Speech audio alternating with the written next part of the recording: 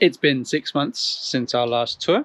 We did a tour in December, and now we'll do a tour in July. It's July now. It is July. It's a summer tour, so things will be a lot drier. And You really are on holiday. Don't even know what month it is anymore. Yeah, I also left my job, so I am currently unemployed. Woo! Fully farming. Fully Busy. employed. Busy with all sorts of farm projects, but that does make me lose track of time slightly. All right, we already started with Waffling. Sorry, I shouldn't make you waffle more. Even give you more topics to waffle. That was your. You started it. Yeah. So as we're starting over here, we've got the houses, main house, and annex, and they are pretty much unchanged since our last tour. Still using them as storage and sort of semi-living, with a bathroom in the main house, kitchen, and kind of living room in the annex. And we are still living in the van for sort of sleeping and working. So not much has changed there. We are still in the process of having our licensing approved with the camera, and that is going pretty well. We've waited 1.5 years to have the architectural plans approved, and they are tentatively approved now, which means that we can move on to the next phase, which involves engineers, and they will be doing the really technical drawings and deciding the kind of materials that we're using, insulation, windows, how we're actually constructing the buildings themselves, etc., and putting those into technical drawings to then be submitted to the council again, to the Camera. So yeah, that's the houses, and then out here we've got to have a bunch of changes. Do you want to talk us through what's changed out here since December? Yes, a lot of the flowers have come out. It is summer, and it's actually not been too hot this summer, which is nice, but a lot of the things that we started planting, some of them from bulbs, some of them from seeds, have started coming out. We've been harvesting strawberries all spring, and wow, this is ready. We've been harvesting strawberries all spring and summer long, which has been nice. Where's mommy? Where's mommy?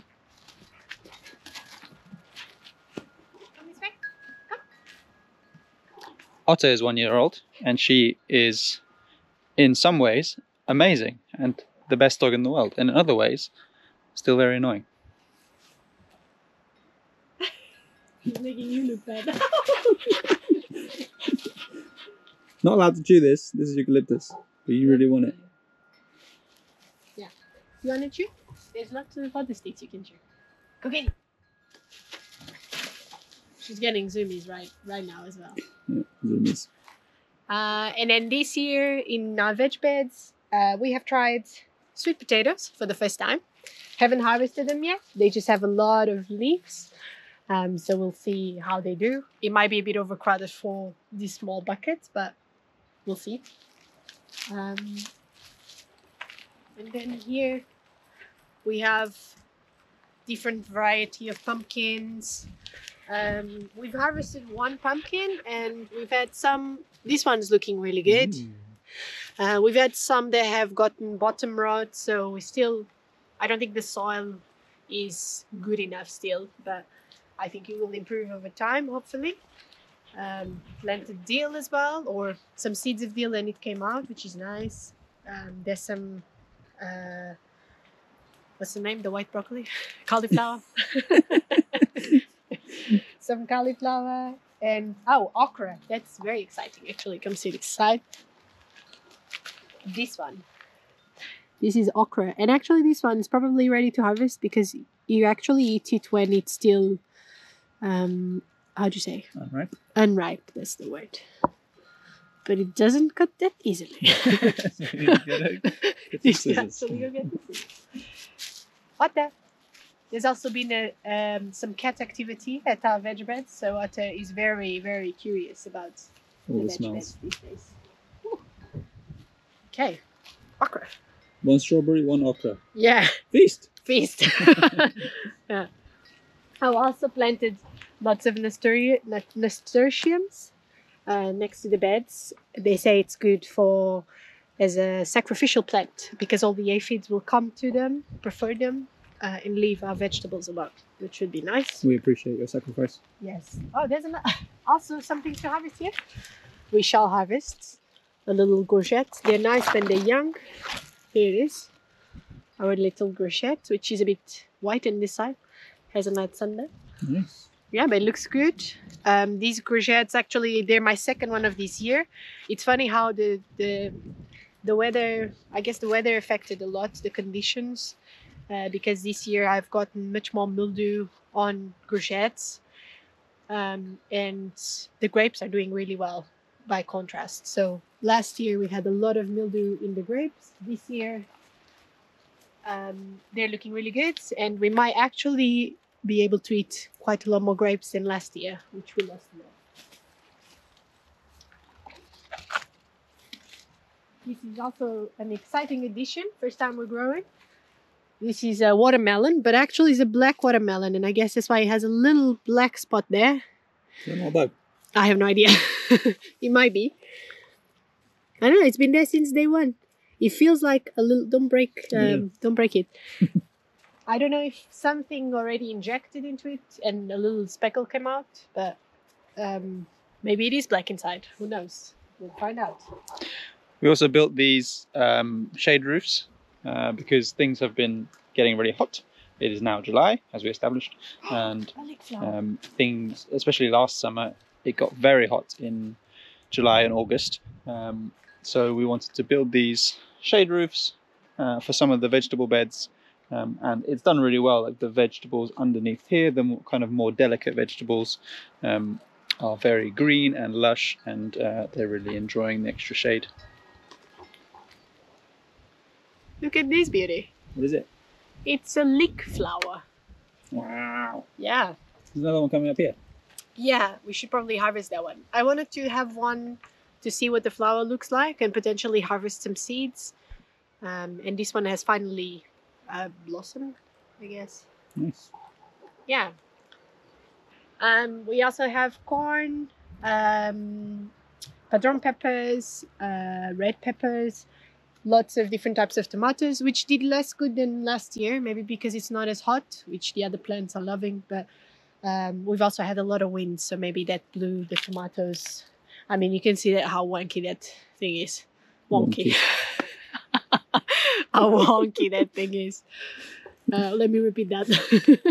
Maybe you can put this in the bloopers in the end. We've had lots of wind. We've had lots of winds, and so you can see how wonky that is. Cannot say it with a straight face.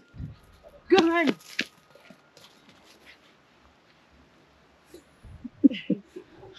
We've done a lot of work to the dome this last few months. So we fixed up the roof, we fixed up the floor, we completely leveled the floor. It was we had to dig down on that side a fair amount, and then over there is kind of just what we've left. And then we've built these tables, or there's one table, planning to build a few more tables, which Marissa has fully taken over with her seedlings and cuttings, and what else has got on here? That's pretty much it. But because we've seeded things like this, for example, like 50 seeds in one tray, then we need to then repot them. But then later, when there's no more risk of really hot temperatures and maybe we will get some rain, then I will plant all of these in their final spot. Yeah. As it comes to autumn. Yeah. Otter, come. Come, you crazy dog. So the ground is still is looking really dry compared to what it would have been in January, but it's stayed. I feel like it stayed a little bit greener than it did last year. Last year we obviously had our wedding in August, so everything's quite documented in terms of the how it looks. Compost piles are still looking pretty much the same. Need to do a little bit of work on that this year because they're not functioning as like efficiently as they could be.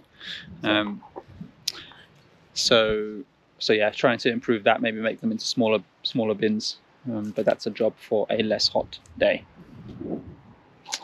Then we built this gate as well, which is a new addition to stop otter from just absolutely running out there and going crazy.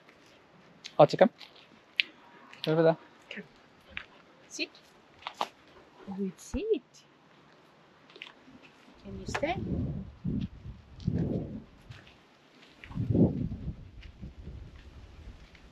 Okay. Good girl. Freedom, freedom. Freedom. Out here, we planted a bunch more fruit trees and bushes and shrubs, and the challenge this summer has just been to keep them alive. We've done a lot of mulching. We're doing a lot of watering every other day, the trees. So watering the trees 3 times a week and watering the veg 3 times a week, and some of the veg we're watering every day. This is then another exciting addition. Yes, that's true. Yeah, we built this pond. How long ago?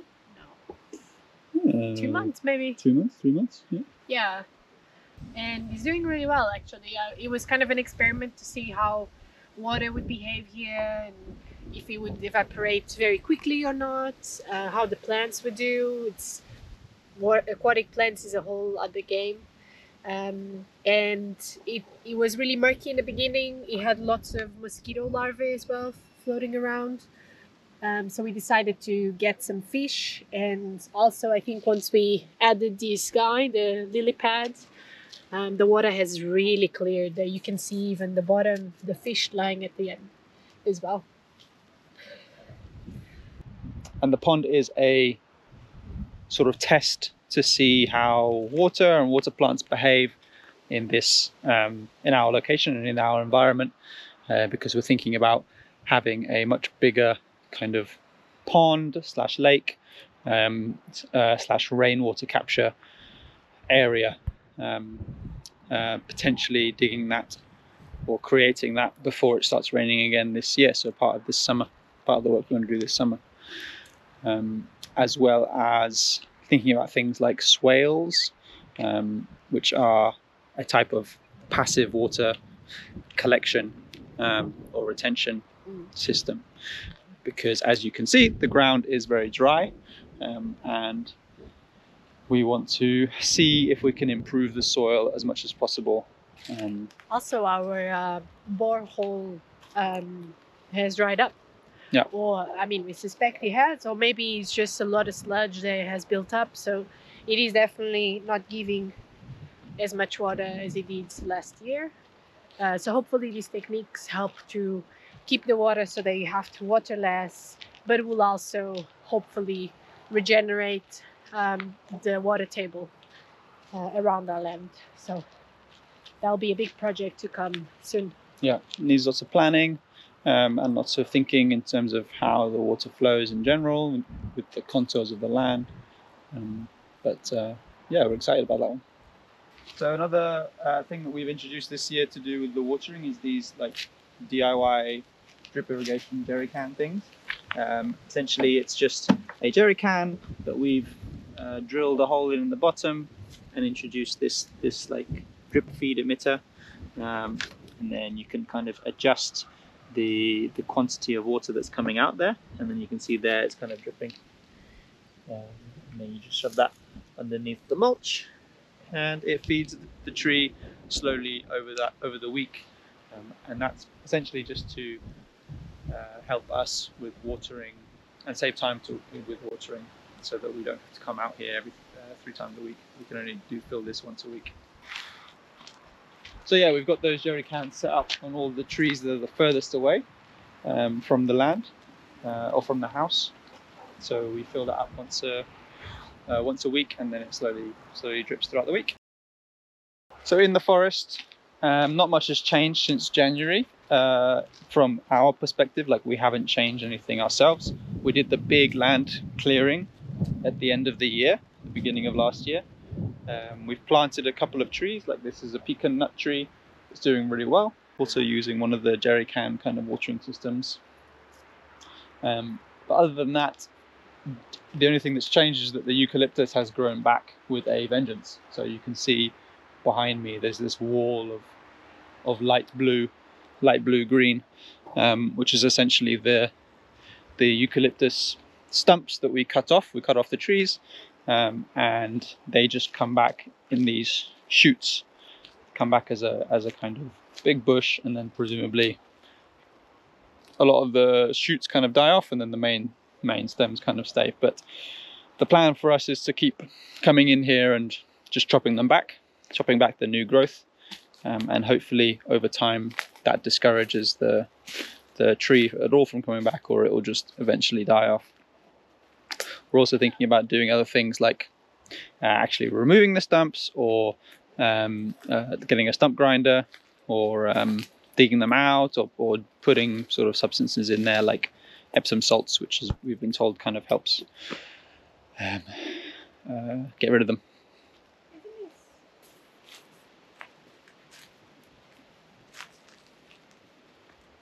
Stay. Stay. Okay, come. Good girl. 1, 2. Ow. So down here around the side of the land, nothing's changed. We have plans to rebuild this wall, and that's part of the plans that we're putting through the camera, along with the architects and the engineers. We want to kind of maintain it as it is, using the traditional stone, but making it a little bit higher and a little bit more secure with essentially some sort of mortar, like lime mortar or something. This way, Atta. Something natural. Good girl. Down here as well, we'll be doing, so there's all the eucalyptus we need to remove, but it will also factor this into the kind of earthworks that we'll be doing, and how we'll be retaining water. The other thing that we need to consider down here is fire protection, because as you can see on our neighbour's land, on this side, they're just growing a lot of eucalyptus, and that is notorious for it burning quite severely, which is what we had on our land as well. But that's why we're trying to get rid of it, because it's quite damaging to the ground itself. It's very water intensive, so it leads to kind of desertification of the ground, but also it's highly flammable, so it can burn quite quickly and fiercely. So we need to consider that when we're talking about what we're doing, or thinking about what we're doing on this side of the land. So whether we actually remove trees and have a sort of fire break kind of situation, or whether we plant more of the native species, things like cork oaks, which are very fire resistant. They still burn, obviously, but they burn much slower.